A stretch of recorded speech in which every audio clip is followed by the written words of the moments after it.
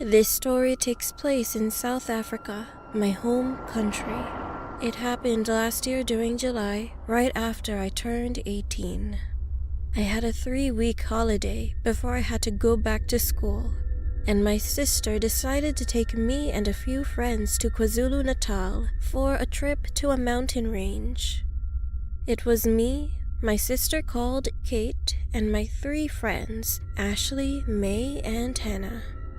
The last place we visited before we went to the cold mountain range was called Isandlwana, where the Shaka Zulu army fought Britain with many fatalities.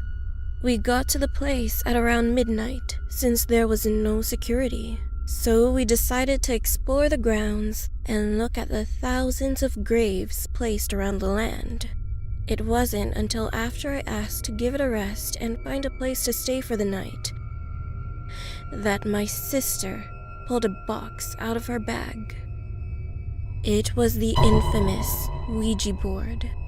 We used to believe in the paranormal side of the world, so all 5 of us decided to play. I mean, it was such a perfect place to do it. So we sat down by one of the bigger graves and started playing. But the board wasn't really doing anything until my sister lost her temper and took her fingers off.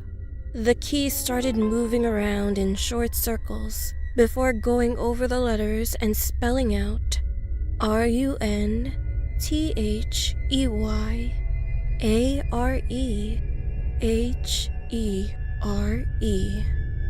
Run. They are here. At first, we were all kind of laughing. We weren't really scared because we'd had a crap ton of alcohol before playing the game and thought it was one of the girls doing it. However, all of a sudden, Ashley stood up, cried out in pain, and she claimed something was stabbing her. "Help! Help me!" she screamed, so we immediately stopped playing and went to help her. When she lifted up her shirt, we could see a long and deep scratch that went from where her heart is down to her stomach. We were all shocked, so we left the place in a hurry since the nearest clinic was over an hour away. When we arrived, our situation only got worse, considering we were a group of white girls who only knew how to speak English and a bit of Dutch, while everyone inside of the clinic was a Zulu native and didn't know any English.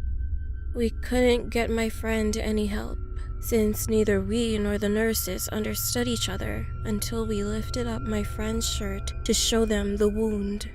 We felt so stuffy, and eventually one nurse sterilized her and bandaged her up. However, surprisingly, the next morning when we woke up inside of my sister's van, she was no longer wounded, and it was as if the event didn't even happen.